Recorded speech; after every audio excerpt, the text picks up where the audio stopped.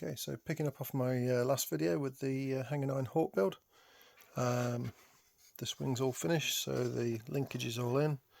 As I said before, I've spun this servo 180 degrees, so the output shaft is closer to the aileron rather than further away as it says in the instructions.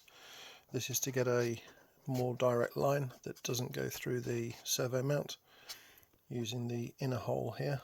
So that gives a much straighter run, and then that rod is shortened to 100mm. So you can shorten the existing rods. I've switched the rod out for a different rod, but there's no reason why you can't cut down the original rod and shorten it. There's enough thread on the rods to do that. So that's all done. There is a 1mm packer underneath there, and that just lifts the servo slightly so that we've got clearance to the top skin. Flap servo is all done. Wires are all clipped in, so there are some small cable guides which are epoxied onto the top skin, and then on the flap, the mounting here, I've chosen to use a longer bolt through here with a nylon nut on the back just for a bit of extra security. There's plenty of clearance, so that's all good. And then we come on to the retracts. So the retracts, I've gone for the flush fit retracts, and that's all come out pretty good. I'll just open this up.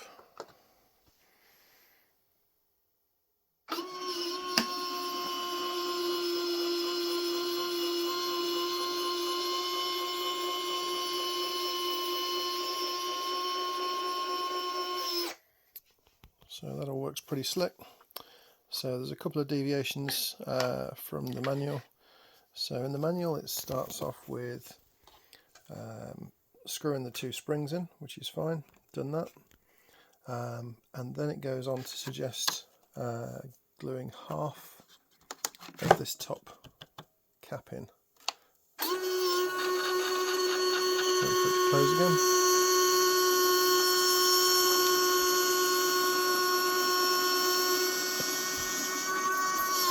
So this cap here, this is sprung loaded. So that's a sprung loaded cap there.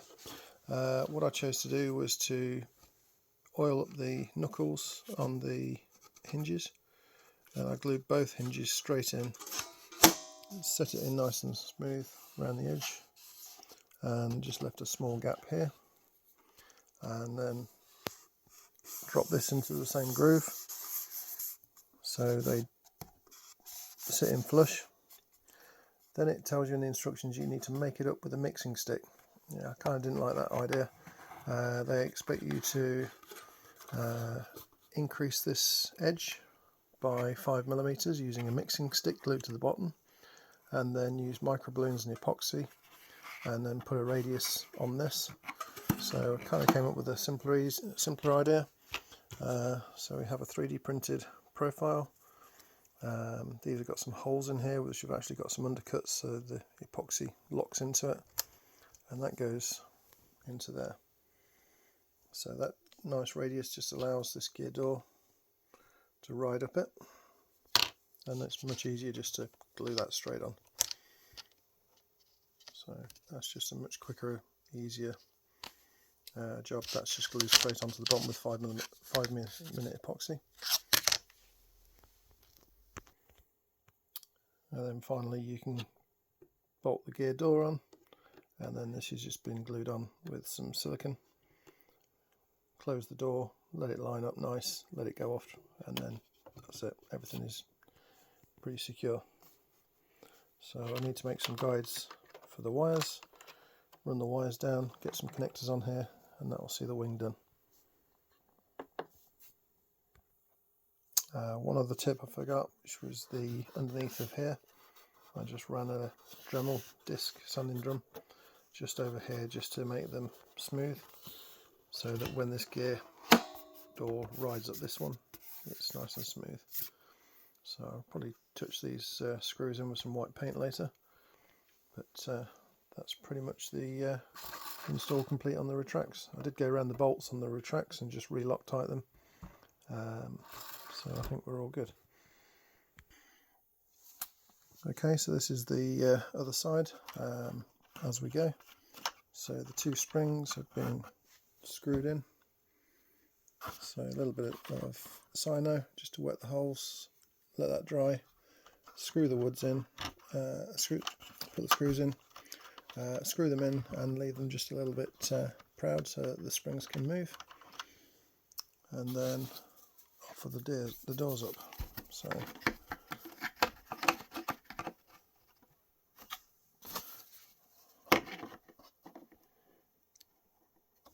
with the doors lined up as best as they will, which is not too bad, then that all looks pretty good. Small gap at the back, so I'm going to proceed to put the hinges in and hinge this flap all in one. So the hinges have been roughened up with the Dremel disc just on the peg sides, and then a little bit of oil on the joint, work backwards and forwards to get the oil into the joint, and then just wiped off so it's not dripping. 5-minute epoxy, and we'll glue that hatch on. So the hinges are in, glued up. Door's got some glue in there, and then we'll just push that on. So that's the door in position. It's all sitting nicely smooth. We'll just leave that to let the glue go off. So while that's gluing, onto the cheat bit. So this is the other half of the gear door, and this is where they suggest that we put a mixing stick on here and then build it up on the face with epoxy and micro balloons. This is much quicker. 3D printed part. Glue that on there with some 5-minute epoxy. It's got a nice ramp profile that allows the gear door to slide up. No messing. So that's the 3D printed part glued to the bottom of that. As you can see, that profile just allows the lower gear door to rise up this one. So let that dry. Undercarriage is now bolted in. Just the 4 bolts there. They've got captive nuts on the bottom, so they just screw straight in and Loctited. I've not Loctited them in yet, just so I fit it all up, but I will do afterwards. That door is dry. Opens nicely. So those springs just get bolted onto these 2 holes. I'll do that in a minute, and that will keep that sprung shut.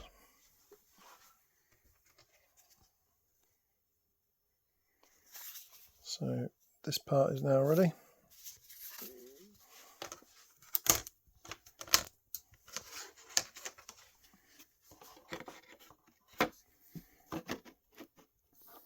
Now you can see that lip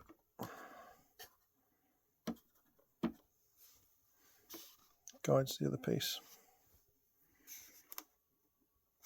So now these can be bolted onto the undercarriage leg, onto these 2 plastic spacers.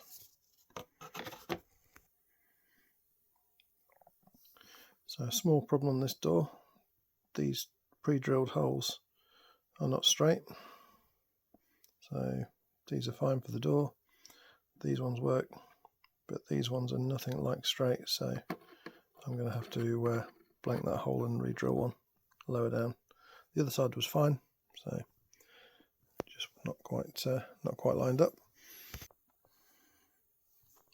Okay, so just slotted that hole and managed to get that in, so that's all sorted. So this all lines up nice down both sides. That shuts nice, all nice and flush. So anything remaining is to attach these 2 springs to these holes with the bolts, and that's another side done. And there's the final bit with the springs attached to the bolts. So I just need to clean that edge off there a little bit. Do that with the sanding drum, just to give that a nice ride up that slope. Finally, slide the gear door down a little bit, put some clear silicone around there, slide the door back up over to the over the top of the silicone, close the doors down, line them up, I've just opened it back up again, give it a quick wipe round, take any excess glue off, and then I shall close it down for the last time. Make sure it's in place.